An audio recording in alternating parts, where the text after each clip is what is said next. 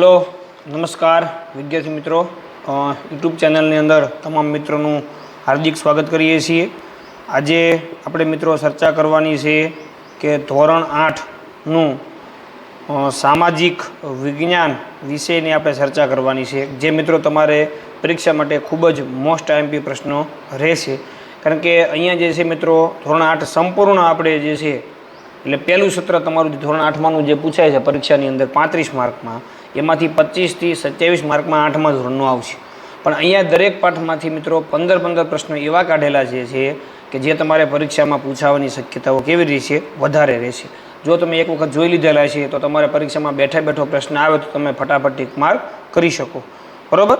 ચાલો તો હવે આપણે જાજો સમય આમાં નહીં બગાડીએ। ધોરણ 8 પહેલું સત્ર જે તમારું પરીક્ષામાં પૂછાવાનું છે 35 માર્કનું, એની આપણે ચર્ચા કરીએ, બરાબર। અહીંયા તમને આપેલું છે ધોરણ 8 સામાજિક વિજ્ઞાન, અને પાઠ નંબર પહેલાં આપણે 1ની ચર્ચા કરીએ કે ભારતમાં યુરોપિયનનો અને અંગ્રેજી શાસનની સ્થાપના, બરાબર। તો એમાં આપણે પ્રશ્ન નંબર 1થી ચર્ચા કરીએ કે ભારત દેશ હંમેશા વિશ્વના આકર્ષણનું કેન્દ્ર રહ્યું છે, તેનું કારણ શું છે? તો કે એનું કારણ જે છે આખા વિશ્વની અંદર આકર્ષણનું કેન્દ્ર બની રહે, તો એની પાછળનું કારણ છે મિત્રો ભારતની આર્થિક સમૃદ્ધિને હિસાબે, બરાબર, વિશ્વની અંદર આકર્ષણનું કેન્દ્ર બની ગયો છે ભારત દેશ। એના પછી પ્રશ્ન નંબર 2, તુર્કોએ કોન્સ્ટેન્ટિનોપોલ ક્યારે જીતી લીધું હતું? બરાબર, તો એ આવશે મિત્રો 1453ની અંદર તુર્કોએ કોન્સ્ટેન્ટિનોપોલ જીતી લીધું હતું। પ્રશ્ન નંબર 3, કોલકાતા અગાઉ કયા નામે ઓળખાતું હતું? તો કોલકાતા જે છે એ આની અગાઉ ફોર્ટ વિલિયમ તરીકે ઓળખાતું હતું। એના પછી આપણે નેક્સ્ટ આગળ ચર્ચા કરીએ પ્રશ્ન નંબર 4થી। ભારતમાં સનદી સેવાઓની શરૂઆત કોણે કરી હતી? બરાબર, ભારતની અંદર સનદી સેવાઓ જે ચાલુ થઈ એની શરૂઆત કોણે કરી હતી? તો એમાં આવશે કોર્નવોલિસે એની શરૂઆત કરી હતી। 5 નંબરનો પ્રશ્ન, પોર્ટુગીઝ પ્રજાને અન્ય કયા નામે ઓળખવામાં આવે છે? પોર્ટુગીઝ જે પ્રજા હતી અને બીજા કયા નામે ઓળખવામાં આવે? તો એને મિત્રો ફિરંગી તરીકે ઓળખવામાં આવે છે। એના પછી 6 નંબરનો પ્રશ્ન, બક્સરનું યુદ્ધ કઈ સાલમાં થયું હતું? તો બક્સરનું યુદ્ધ જે છે મિત્રો એ 1764ની સાલમાં થયું હતું। એના પછી નેક્સ્ટ 7 નંબરનો પ્રશ્ન, પેશવાઓનું મુખ્ય મથક કયું છે? તો પેશવાઓનું મુખ્ય મથક છે મિત્રો પુણે। એના પછી 8 નંબરનો પ્રશ્ન, ન્યાયતંત્રમાં કયા પ્રકારની કોર્ટની રચના કરવામાં આવી હતી? એમાં આવશે વિકલ્પ A અને C બંને, એટલે કે દીવાની અને ફોજદારીની બંનેની રચના કરવામાં આવી હતી। એના પછી 9 નંબરનો પ્રશ્ન, ભારતમાં પોર્ટુગીઝોની રાજધાની કઈ હતી? ભારતની અંદર જે પોર્ટુગીઝો હતા એની રાજધાની કઈ હતી? તો એ આવશે મિત્રો ગોવા। એના પછી 10 નંબરનો પ્રશ્ન, બક્સરના યુદ્ધથી અંગ્રેજોને કયા રાજ્યોની દીવાની સત્તા મળી હતી? બરાબર, બંગાળ, બિહાર, ઓડિશા, તો એમાં આવશે મિત્રો આપેલ તમામ બંગાળ, બિહાર અને ઓડિશા, આ બધાને એને બધા રાજ્યોની દીવાની સત્તા એને મળી હતી। ચાલો એના પછી નેક્સ્ટ આપણે વાત કરીએ 11 નંબરનો પ્રશ્ન, બરાબર, પોર્ટુગીઝ નાવિક જે વાસ્કો દ ગામા હતો એ 1498માં ભારતના કયા શહેરમાં આવ્યો હતો?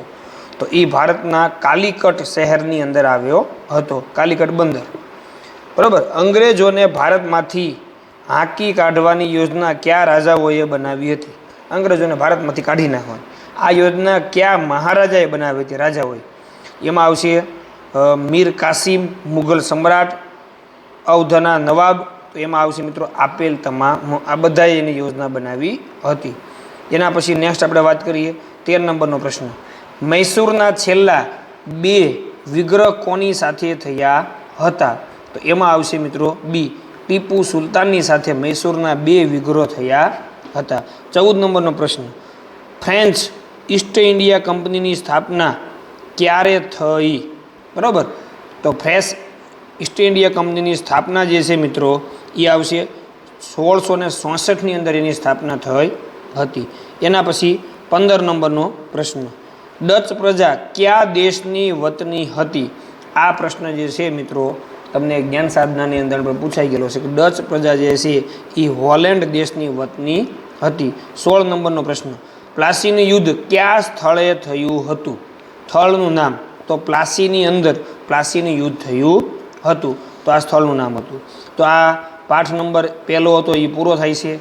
અહીંયા આપણે નેક્સ્ટ એના પછીનો મિત્રો બીજો પાઠ જે છે કે ભારતમાં બ્રિટિશ શાસન, બરાબર, ઈસવીસન 1757 થી ઈસવીસન 1857 સુધી એ લોકો શાસન કર્યું તેના વિશેના આપણે પ્રશ્નો જોવાના છે, બરાબર. એમાં જોઈએ આપણે પ્રશ્ન નંબર 1, બરાબર મિત્રો. મોસ્ટ ટાઈમ પ્રશ્નો છે, ફરજિયાત પરીક્ષામાં પૂછાવાની શક્યતાઓ છે, બરાબર. એવા જ પ્રકારના આપણે ગોતીને પ્રશ્નો કાઢેલા છે જે કે અવારનવાર પરીક્ષામાં પૂછાતા હોય એને અનુરૂપ જ. અંગ્રેજોએ પ્લાસીના યુદ્ધ પછી મીર જાફરને હટાવીને કોને નવાબ બનાવ્યો હતો? અંગ્રેજોએ શું કર્યું કે પ્લાસીનું યુદ્ધ જે છું એ પછી મીર જાફરને હટાવી નાખ્યું અને પછી કોને નવાબ બનાવ્યો હતો? એણે એ આવશે મીર કાસિમ ને એણે નવાબ બનાવ્યો હતો. બીજો પ્રશ્ન, ઈસવીસન 1772માં બંગાળમાં ફાર્મર માટે જમીન મહેસૂલ વ્યવસ્થા દાખલ કરી તેને કયા નામે ઓળખવામાં આવે છે? બરાબર, 1772ની અંદર જે બંગાળની અંદર ફાર્મર માટે જમીન મહેસૂલ યોજના ચાલુ કરી તો એને કયા નામે? તો કે ફાર્મિંગ વ્યવસ્થા તરીકે એને ઓળખવામાં આવે છે. ચાલો એના પછી નેક્સ્ટ આપણે આગળ જઈએ. પ્રશ્ન નંબર 3, નીઝ અને રૈયતી એ શેના ઉત્પાદનની પ્રથા છે? તો નીજ અને રૈયતી જે છે એ ગળીના ઉત્પાદનની પ્રથા છે. 4 નંબરનો પ્રશ્ન, કોયા સમુદાયના નેતા કોણ હતું? કોયા જે સમુદાય હતો એના નેતા કોણ હતું? તો એમાં આવશે મિત્રો કોંડા ડોરા, એ એના સમુદાયના નેતા હતા. એના પછી 5 નંબરનો પ્રશ્ન, ગળીની કઈ પ્રથામાં ઉત્પાદકો પોતાના જ બળદ, હળ તથા ઓજારોનો ઉપયોગ કરી ખેતી કરતા હતા? પોતાના જ ઓજારો વાપરતા હતા, તો એ આવશે મિત્રો નીજ, બરાબર. નીજ પ્રથા, ઉત્પાદકો પોતાના જ શું કરતા હતા? ગળીની કઈ પ્રથા હતા? કે નીજ પ્રથામાં. એના પછી 6 નંબરનો પ્રશ્ન, મહાલવારી પદ્ધતિ કોણે દાખલ કરી? તો મહાલવારી પદ્ધતિ જે છે એ મિત્રો વોલ્ટ મેકેન્ઝી નામના વ્યક્તિએ દાખલ કરી હતી. ચાલો એના પછી નેક્સ્ટ 7 નંબરનો પ્રશ્ન, બિરસા મુંડાએ કઈ ચળવળનું નેતૃત્વ લીધું હતું? બિરસા મુંડા એમાં આવશે મિત્રો કઈ ચળવળનું નેતૃત્વ લીધું હતું? એને તો કે ઉલ ગુલાનું એને નેતૃત્વ લીધેલું હતું. એના પછી 8 નંબરનો પ્રશ્ન, દીકુઓ શબ્દનો અર્થ જણાવો. આ દીકુઓ એ શબ્દ જે છે એનો અર્થ શું થાય? તો કે બહારથી આવેલા, એ એનો અર્થ થશે. 9 નંબરનો પ્રશ્ન, બિરસા મુંડાનું અવસાન ક્યારે થયું? બિરસા મુંડા હતો એનું અવસાન ક્યારે થયું? તો એમાં આવશે મિત્રો ઈસવીસન 1900માં એનું અવસાન થયું હતું. એના પછી નેક્સ્ટ 10 નંબરનો પ્રશ્ન, ઉલ ગુલાનનો અર્થ જણાવવાનો છે. ઉલ ગુલાનનો અર્થ શું થાય? તો એ થશે મિત્રો મહાન વિદ્રોહ. 11 નંબરનો પ્રશ્ન, રૈયતવારી પદ્ધતિના પ્રેરણાનું નામ શું હતું? તો એમાં આવશે મિત્રો રૈયતવારી પદ્ધતિ જે હતી એનું પ્રેરણાનું નામ હતું થોમસ મુનરો. શું હતું? Thomas Munro. 12 નંબરનો પ્રશ્ન, સ્થળાંતરિત ખેતીને અન્ય કયા નામે ઓળખવામાં આવે છે? તો સ્થળાંતરિત ખેતીને ઝૂમ ખેતી નામે ઓળખવામાં આવે છે. એના પછી 13 નંબરનો પ્રશ્ન, ગળી રમખાણો કયા વર્ષે થયા હતા? તો ગળીના રમખાણો જે છે મિત્રો ઈસવીસન 1859 થી 60ના વર્ષની અંદર થયા હતા. 14 નંબરનો પ્રશ્ન, ભારતમાં રહેતા આદિવાસીઓ કુલ કેટલા પ્રકારની ખેતી કરે છે?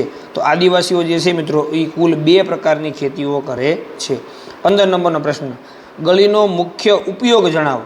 તો ગળીનો મુખ્ય ઉપયોગ જે છે મિત્રો એ કાપડ બનાવવા માટે થાય છે. મુખ્ય ઉપયોગની અહીંયા વાત કરેલી છે, બરાબર. એના પછી 16 નંબરનો પ્રશ્ન, આ પાઠનો છેલ્લો પ્રશ્ન. આના પછી નવો પાઠ, અન્ન ભંડાર તરીકે કયું રાજ્ય ઓળખાતું હતું? અન્ન ભંડાર તરીકે આની પહેલાં આપણે આવી ગયું મિત્રો, બંગાળ જે છે એ અન્ન ભંડાર તરીકે ઓળખાતું રાજ્ય છે. એના પછી મિત્રો પાઠ નંબર 3, ભારતનો પ્રથમ સ્વાતંત્ર્ય સંગ્રામ, બરાબર. તો ત્રીજા પાઠને આધારે આપણે પ્રશ્નો જોઈએ. કે પરીક્ષાની અંદર કેવા કેવા પ્રશ્નો તમને પૂછી શકે. તો એમાં આપણે જોઈએ પ્રશ્ન નંબર 1, ઈસવીસન 1857ના સંગ્રામના મુખ્ય સ્થળોમાં નીચેનામાંથી કયા સ્થળનો સમાવેશ થતો નથી? 1857ની અંદર જે સંગ્રામ થયો એની અંદર નીચેનામાંથી કયા સ્થળનો સમાવેશ થતો નથી? તો એ ચંદીગઢનો સમાવેશ થતો નથી. દિલ્હી, ઝાંસી અને સતારા એમાં એનો સમાવેશ થશે. એના પછી બીજો પ્રશ્ન, ખાલસા નીતિ અનેક રાજ્યોને બ્રિટિશ સામ્રાજ્યમાં ભેળવી દેનાર કોણ હતું? એ હતો ડેલહાઉસી. ખાલસા નીતિ જે હતી એને અનેક રાજ્યોમાં બ્રિટિશ સામ્રાજ્યમાં ભેળવી દીધી એણે. એના પછી પ્રશ્ન નંબર 3, એનીફિલ્ડ રાઇફલ કારતૂસ પર કયા 2 પ્રાણીઓની ચરબી લગાડી હોવાની સૈનિકોની શંકા હતી? બરાબર, જે રાઇફલ હતી એના પર 2 પ્રાણીઓ, પણ કયા 2 પ્રાણીઓની એને ચરબી લગાડી હતી એ પ્રાણીઓના નામ તમારે કહેવાના છે. તો એમાં આવશે મિત્રો ગાય અને ડુક્કર, એની ચરબી એણે લગાડેલી હતી. 4 નંબરનો પ્રશ્ન, ખાલસા નીતિ કોણે અમલમાં મૂકી હતી? તો ખાલસા નીતિ જે છે એ ડેલહાઉસીએ અમલમાં મૂકી હતી. એના પછી 5 નંબરનો પ્રશ્ન, ઈસવીસન 1857ના સંગ્રામનું તાત્કાલિક કારણ કયું હતું? 1857નો સંગ્રામ થયો તાત્કાલિક, એના પાછળનું કારણ શું હતું? બરાબર, ઊંચું જમીન મહેસૂલ, હિન્દુ અને મુસ્લિમનું ધર્મ પરિવર્તન, ચરબીવાળા કારતૂસનું કારણ એનું મેન હતું. ચરબીવાળા જે કારતૂસ બનાવતા હતા એનું. 6 નંબરનો પ્રશ્ન, સૈનિકો માટે જૂની બેજ રાઇફલની જગ્યાએ બીજી નવી કઈ રાઇફલ આવી હતી? જૂની બેજ રાઇફલ કાઢી નાખી, નવી આવી. તો એ કઈ આવી હતી? તો કે એનફિલ્ડ. કઈ આવી હતી? એનફિલ્ડ. બી જવાબ આવશે.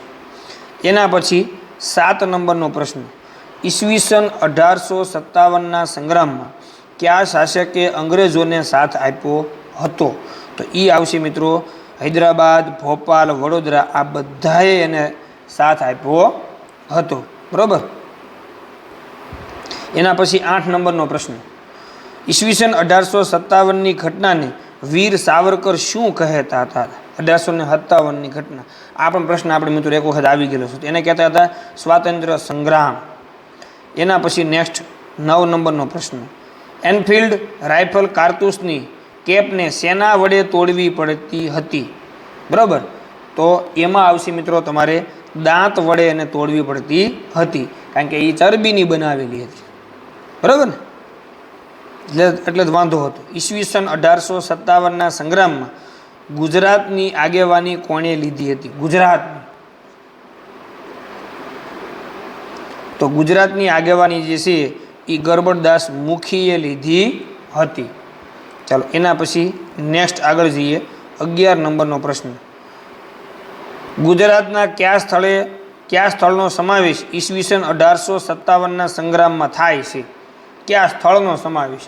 તો એમાં આવશે અમદાવાદનો સમાવેશ જે છે એ 1857ના સંગ્રામની અંદર એનો સમાવેશ થાય છે. 12 નંબરનો પ્રશ્ન, લોર્ડ ડેલહાઉસીએ કયા રાજાઓનું પેન્શન બંધ કરી દીધું? કયા રાજાઓ? કે તાજોરના, નાના સાહેબ પેશવા કે કર્ણાટકના? તો એમાં આવશે આપેલ તમામ. આ બધાનું એણે જે છે પેન્શન બંધ કરી દીધું હતું. એના પછી આપણે નેક્સ્ટ આગળ જઈએ. 13 નંબરનો પ્રશ્ન, ઈસવીસન 1857ના સ્વાતંત્ર્ય સંગ્રામનો પ્રથમ શહીદ કોણ હતા? પ્રથમ શહીદ કોણ થઈ ગયા? તો એમાં આવશે મિત્રો મંગલ પાંડે જે છે પ્રથમ શહીદ થઈ ગયા હતા. એના પછી મંગલ પાંડેને ક્યારે ફાંસી આપવામાં આવી હતી? ક્યારે આપી? તો કે 8 એપ્રિલ 1857ની અંદર એને ફાંસી આપવામાં આવી હતી. ખાસ યાદ રાખજો. એના પછી 15 નંબરનો પ્રશ્ન, કે બેગમ હજરત મહાલે કયા શહેરનું નેતૃત્વ લીધું હતું? બરાબર, બેગમ હજરત જે મહાલે એને કયા શહેરનું નેતૃત્વ લીધું હતું? તો કે લખનૌનું એને નેતૃત્વ લીધેલું હતું. તો અહીંયા મિત્રો આપણો 3જો પાઠ પૂરો થાય છે. હવે એના પછી નેક્સ્ટ 4થો પાઠ, અંગ્રેજ સમયના શહેરો, ગૃહ ઉદ્યોગો અને ઉદ્યોગો. તો એમાં આપણે જોઈએ આવા સરસ મજાના મોસ્ટ એમપી 15 પ્રશ્નો મિત્રો જે પરીક્ષા માટે ખૂબ ઉપયોગી થશે. પહેલો પ્રશ્ન, મુંબઈ ટાપુ બ્રિટિશ રાજવીને કોણે દહેજમાં આપ્યો હતો? મુંબઈનો ટાપુ જે છે બ્રિટિશ રાજવીને કોણે દહેજમાં આપ્યો હતો? તો એ આવશે મિત્રો પોર્ટુગીઝો એને દહેજમાં આપ્યો હતો. બીજો પ્રશ્ન, ઈસવીસન 1573માં અકબરે કયું શહેર જીત્યું હતું? ઈસવીસન 1573માં અકબરે સુરત શહેરને એણે જીત્યું હતું. એના પછી નેક્સ્ટ 3 નંબરનો પ્રશ્ન, નવી દિલ્હીની ડિઝાઇનની કામગીરી કોને સોંપવામાં આવી હતી? તો એ આવશે ઓપ્શન એ એડવર્ડ લ્યુટિયન્સ અને હર્બર્ટ બેકરને એને ડિઝાઇનની કામગીરી સોંપવામાં આવી હતી. એના પછી નેક્સ્ટ 4 નંબરનો પ્રશ્ન, યમુના નદીના કિનારે કયું શહેર વસેલું છે? તો યમુના નદીના કિનારે મિત્રો દિલ્હી શહેર જે છે એ વસેલું છે. એના પછી 5 નંબરનો પ્રશ્ન, ભારતમાં કયો ઉદ્યોગ મોટા પાયે વિકાસ પામ્યો છે? તો ભારતની અંદર ઢાકાની મલમલ નામનો ઉદ્યોગ જે છે એ ખૂબ જ વિકાસ પામ્યો હતો. એના પછી 6 નંબરનો પ્રશ્ન, રણછોડલાલ રેંટિયાવાળાનું મૂળ વતન કયું હતું? તો રણછોડલાલ રેંટિયાવાળા જે છે એનું મૂળ વતન હતું મિત્રો પાટણ. 7 નંબરનો પ્રશ્ન, સાક્ષીમાં લોખંડનું કારખાનું કોણે સ્થાપ્યું હતું? તો સાક્ષીમાં લોખંડનું કારખાનું જે છે એ જમશેદજી તાતાએ સ્થાપ્યું હતું. એના પછી 8 નંબરનો પ્રશ્ન, ભારતમાં રેલવે, તાર અને ટપાલની શરૂઆત કોણે કરી હતી?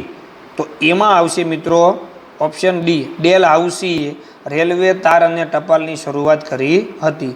9 નંબરનો પ્રશ્ન, ભારતનું માન્ચેસ્ટર કોને કહેવામાં આવે છે? તો ભારતનું માન્ચેસ્ટર જે છે મિત્રો એ અમદાવાદને કહેવામાં આવે છે. એના પછી 10 નંબરનો પ્રશ્ન, સુવર્ણરેખા નદીના કિનારે કયું શહેર વસેલું છે? તો સુવર્ણરેખા નદીના કિનારે જમશેદપુર શહેર જે છે એ વસેલું છે. 11 નંબરનો પ્રશ્ન, કે ગુજરાતમાં સૌપ્રથમ સુતરાઉ કાપડની મિલની સ્થાપના કોણે કરી હતી? બોલો, વિચાર કરો, તમને બધાને આવડવું જોઈએ મિત્રો. એમાં આવશે રણછોડલાલ રેંટિયાવાળા. બરાબર, એણે સુતરાઉ કાપડની મિલની શરૂઆત કરી હતી. 12 નંબરનો પ્રશ્ન, ઇન્ડિયન ઇન્સ્ટિટ્યૂટ ઓફ સાયન્સની સ્થાપના ક્યાં થઈ હતી? એ આવશે મિત્રો બેંગલુરુની અંદર ઇન્ડિયન ઇન્સ્ટિટ્યૂટ ઓફ સાયન્સની સ્થાપના થઈ હતી. 13 નંબરનો પ્રશ્ન, જમશેદપુર અગાઉ કયા નામે ઓળખાતું હતું? તો જમશેદપુર જે છે મિત્રો એ અગાઉ સાક્ષી નામે ઓળખાતું હતું. એના પછી આપણે આગળ જોઈએ 14 નંબરનો પ્રશ્ન, અંગ્રેજ સુધારાવાદીઓ કોને આધુનિક ભારતનો નિર્માતા કહે છે? એમાં આવશે મિત્રો ડેલ હાઉસી ને આધુનિક ભારતનો નિર્માતા કહે છે. 15 નંબરનો પ્રશ્ન, સૌપ્રથમ કયા ઉદ્યોગોમાં ઔદ્યોગિક ક્રાંતિ થઈ હતી? ઔદ્યોગિક ક્રાંતિ ખૂબ જ ઝડપી વિકાસ થયો હતો. બી, કાપડ ઉદ્યોગની અંદર. તો અહીંયા જે છે મિત્રો આપણો ચોથો પાઠ પૂર્ણ કરીએ છીએ. હવે પછી 5મો પાઠ. જો મિત્રો તમે જોયું હશે કે અમુક પ્રશ્નો જે છે 15માંથી અમુક પ્રશ્નો એવા જે છે કે જે અત્યાર સુધીમાં લેવાનેલી તમામ NMMS પરીક્ષાની અંદર અવારનવાર પૂછાઈ ગયેલા પ્રશ્નો છે. એટલે આ બેઠા પ્રશ્નો પણ તમારે પરીક્ષામાં આવવાની સંભાવનાઓ છે. તો તમે ઝડપથી ટીક માર્ક કરી શકો. 5 નંબરનો પાઠ સંસાધન. બરાબર, ચાલો એમાં આપણે ચર્ચા કરીએ. પ્રશ્ન નંબર 1, સંસાધનનો ગુણધર્મ કયો છે? તો એ આવશે મિત્રો એનો ઉપયોગિતા. જે સંસાધન જે છે એનો આપણે ઉપયોગ કરવો જોઈએ. બીજો પ્રશ્ન, યુરેનિયમ કેવા પ્રકારનું સંસાધન છે? તો યુરેનિયમ જે છે એ વિરલ પ્રકારનું સંસાધન છે. એના પછી ત્રીજો પ્રશ્ન, મકાનો, સડક, પુલો, બોગદા વગેરે કેવા સંસાધનો કહેવાય? જો આવા પ્રશ્નો મિત્રો પૂછાય છે કે એને માનવ સર્જિત કહેવાય. કારણ કે મકાન છે, સડક છે, પુલ છે એ માનવ બનાવે તેને માનવ સર્જિત કહેવાય. 4 નંબરનો પ્રશ્ન, નીચેના પૈકી કયું પરિબળ જળતંગી માટે જવાબદાર નથી? જળતંગી થઈ હોય તો એના માટે જવાબદાર નથી. તો એ આવશે મિત્રો ગ્રામ જીવન શૈલી જે છે એના માટે જવાબદાર નથી. 5 નંબરનો પ્રશ્ન, કયા કારણે કુદરતી વનસ્પતિની સંરચના અને સ્વરૂપમાં વિવિધતા જોવા મળે છે? તો એમાં આવશે મિત્રો સી, સમુદ્ર સપાટીથી સ્થળની ઊંચાઈ. બરાબર, સમુદ્ર સપાટીથી તમારે સ્થળની ઊંચાઈ રાખવી જોઈએ. જો નીચી હોય તો પાણી બધું એમાં આવી જાય અને બધા વૃક્ષોને નાશ કરે. 6 નંબરનો પ્રશ્ન, વધુ પડતી સિંચાઈથી જમીનમાં શું ફેરફાર થાય છે? જો વધુ પડતી સિંચાઈ કરો તો શું થાય? ઉત્પાદન શક્તિ ઘટે છે મિત્રો. બરાબર, ઉત્પાદન શક્તિ એમાં ક્યારે વધે નહીં. ચાલો એના પછી 7 નંબરનો પ્રશ્ન, જમીન અને જળ સ્ત્રોતોને કોણ પ્રદૂષિત કરે છે? તો જમીન, અને એને કરે છે મિત્રો જંતુનાશકો. બાકી સિંચાઈ, બિયારણો, સાણિયું ખાતર એને નુકસાન કરે નહીં. 8 નંબરનો પ્રશ્ન, રાસાયણિક ખાતરોનો લાંબા ગાળા સુધી વપરાશ કરવાથી શું અસર થાય? રાસાયણિક ખાતરોનો તમે લાંબા ગાળા સુધી ઉપયોગ કરો મિત્રો તો શું થાય? એમાં તમને ખબર છે? જમીનની ગુણવત્તા ઘટાડે છે. જમીન કોઈ દિવસ પોષી ન બનાવે, જમીનની ગુણવત્તા વધારે નહીં, હંમેશા જમીનની ગુણવત્તા શું કરે મિત્રો? ઘટાડે છે. ચાલો એના પછી નેક્સ્ટ 9 નંબરનો પ્રશ્ન, નીચેના પૈકી કયું સંસાધન વિરલ સંસાધન છે? તો એમાં આવશે મિત્રો ખનિજ તેલ જે છે એ વિરલ સંસાધન છે. 10 નંબરનો પ્રશ્ન, જળ એ કેવું સંસાધન છે? તો જળ એ મિત્રો આપણને કુદરતમાંથી મળી આવે એટલે એને કુદરતી સંસાધન કહેવાય.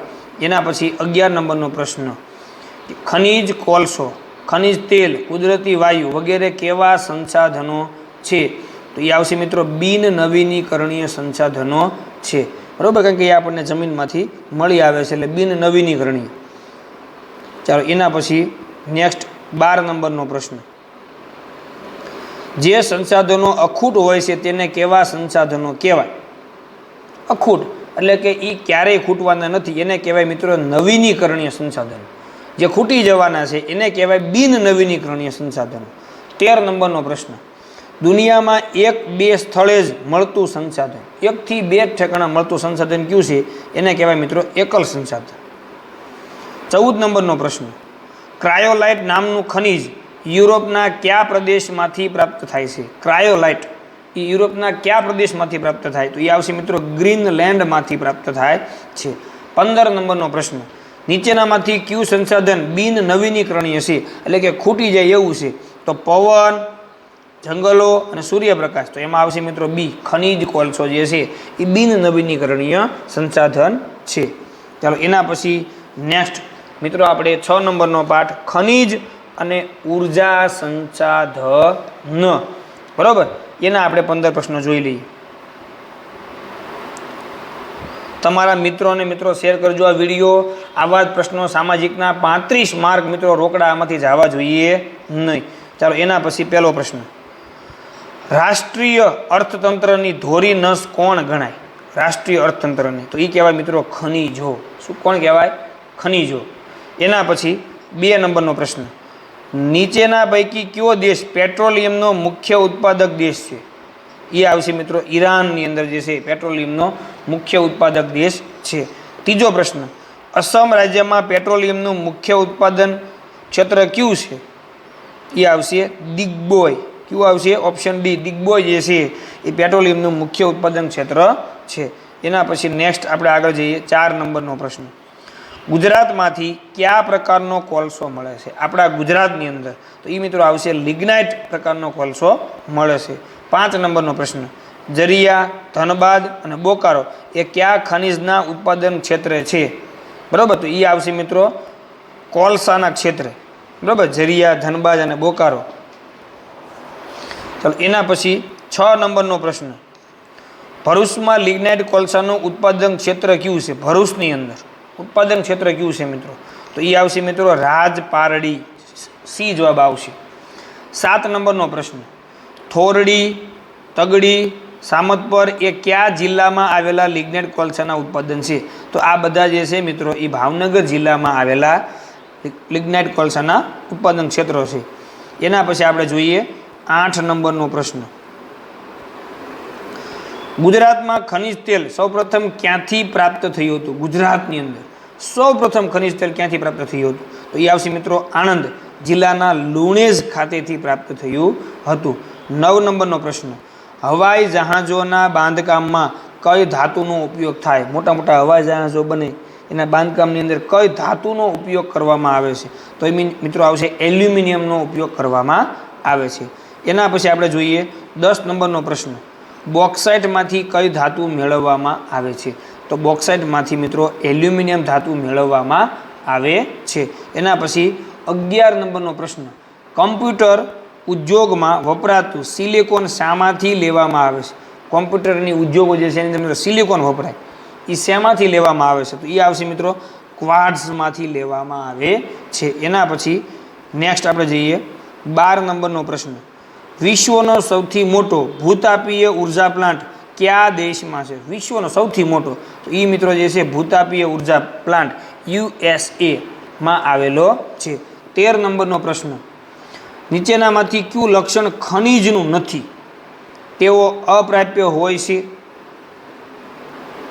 બરાબર ને? તેમનું વિતરણ અસમાન હોય છે, તેઓ કુદરતી પ્રક્રિયાઓ દ્વારા બનાવેલા હોય છે કે એક પણ નહીં? તો એ આવશે મિત્રો તેઓ અપ્રાપ્ય હોય છે. એ વિધાન કેવું છે? ખનિજનું નથી, પ્રાપ્ય પણ થઈ શકે. 14 નંબરનો પ્રશ્ન. તાંબામાં શું ઉમેરવાથી કાંસુ બને? તાંબામાં ક્લાય ઉમેરી ગયો તમે તો કાંસુ બની જાય. 15 નંબરનો પ્રશ્ન. ગુજરાત એનર્જી ડેવલપમેન્ટ એજન્સીએ વડોદરા પાસે કયા સ્થળે 10 ટનની ક્ષમતાવાળું સૌર શીતાગાર સ્થાપ્યું છે? 10 ટનની ક્ષમતાવાળું, તો એમાં આવશે મિત્રો છાણી, બરાબર? કયા સ્થળે? તો કે છાણી સ્થળે જે સૌરની ક્ષમતા એટલે કે સૌર ઉર્જા ઉત્પાદનનું સ્થળ જે છે તે. ચાલો એના પછી નેક્સ્ટ હવે આવશે મિત્રો આપણો 7 નંબરનો પાઠ ખેતી, બરાબર? તો એના આધારે તમને આપણે મોસ્ટ એમપી પ્રશ્નોની ચર્ચા કરી તો કેવા કેવા પ્રશ્નો આવી શકે છે. તો એમાં આપણે જોઈએ પ્રશ્ન નંબર 1 થી શરૂઆત કરીએ. પહેલો પ્રશ્ન. કયા પ્રકારની જમીન ભેજ સંગ્રહણ શક્તિ ઘણી વધુ હોય છે?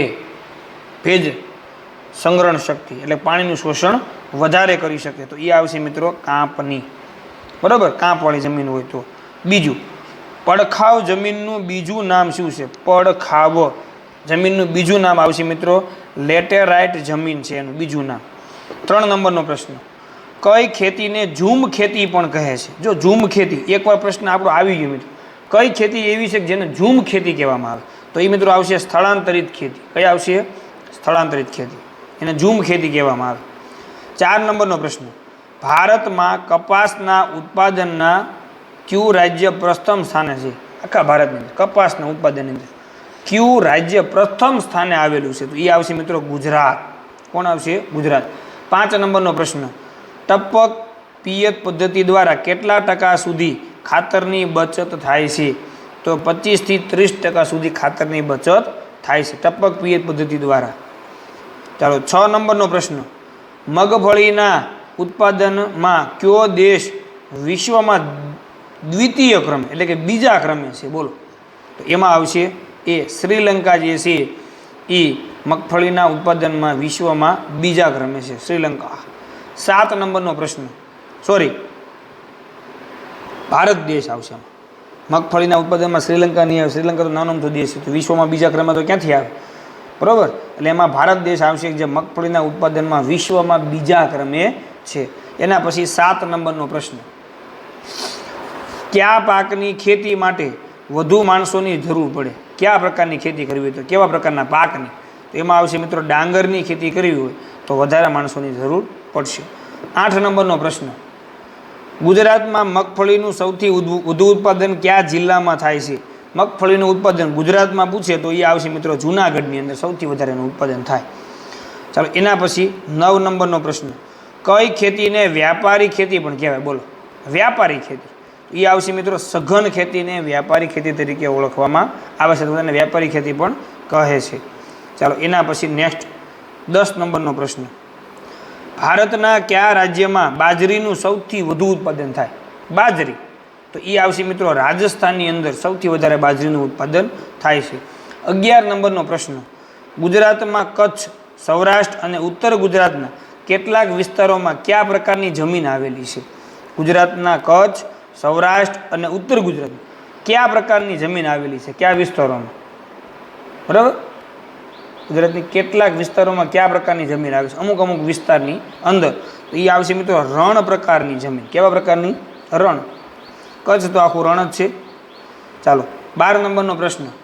નીચેનામાંથી કયો પાક બાગાયતી પાક નથી?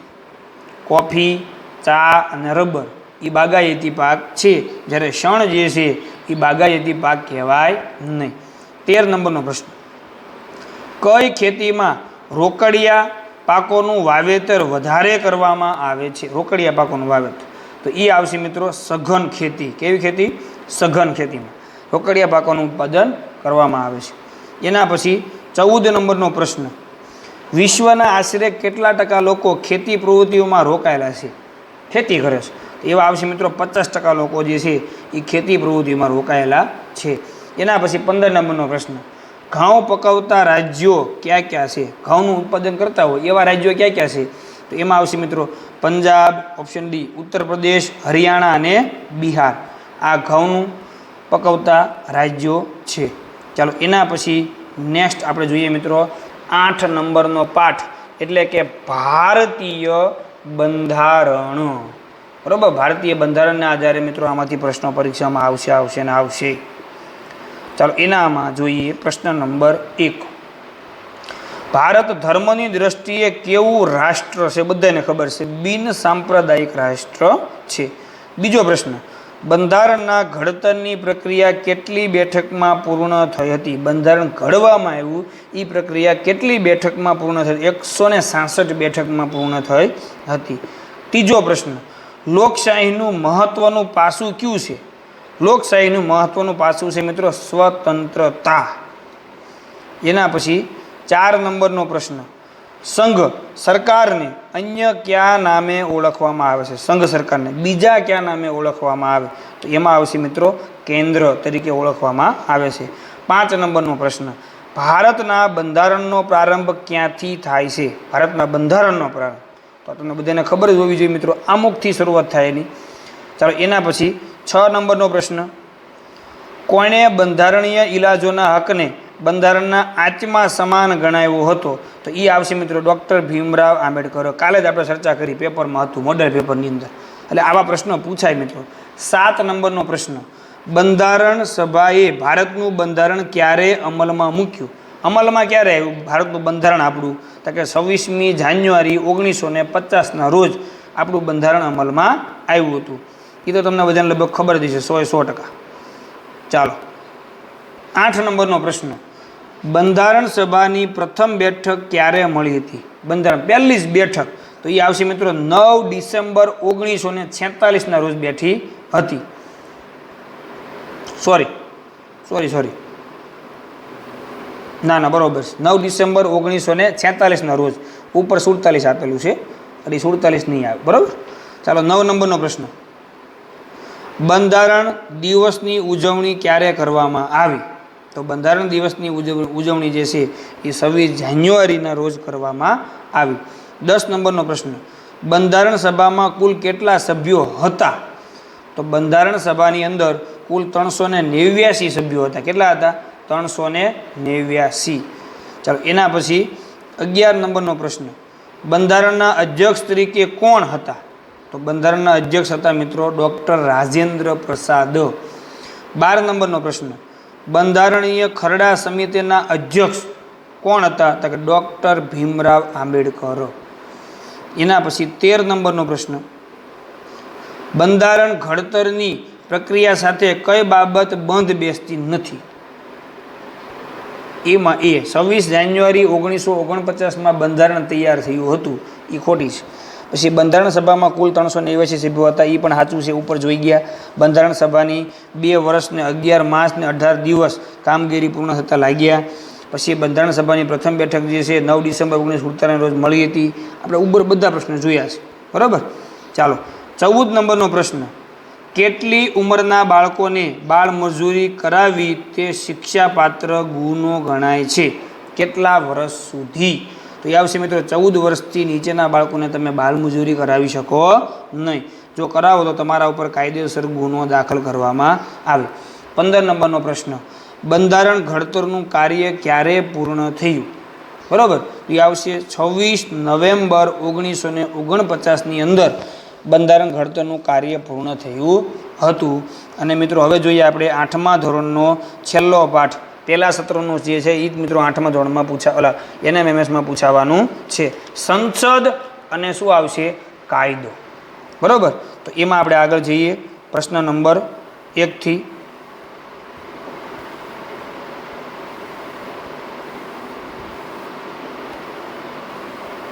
ચાલો, પ્રશ્ન નંબર 1, આપણા દેશનો સમગ્ર વહીવટ કોના નામે ચાલે? તો એ આવશે મિત્રો રાષ્ટ્ર પ્રમુખના નામે આપણા દેશનો સમગ્ર વહીવટ ચાલે છે. ચાલો, એના પછી બીજો પ્રશ્ન, આપણા દેશના સંરક્ષણ દળોના સર્વોચ્ચ વડા કોણ છે? તો એ આવશે મિત્રો રાષ્ટ્ર પ્રમુખ.